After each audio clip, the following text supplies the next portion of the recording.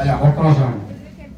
ఏకం ద్వే త్రీణి చత్వారి పంచ షట్ సప్త అష్ట నవ దశ ఏకాదశ ద్వాదశ వారంశజ పూర్య పుష్కరోపరిధానక సర్వంగత్వా. అయ్యా ఒక్కసారి వెనక్కి తిరిగి స్వామివారి నమస్కారం చేయండి గణపతికి. అక్కడి నుంచే సుబ్రహ్మణ్యేశ్వరుడు కూడా నమస్కారం. వెనక్కి తిరగండి, పర్వాలేదు. ఆ బల్లెబొడ్డును వెనక్కి తిరగండి.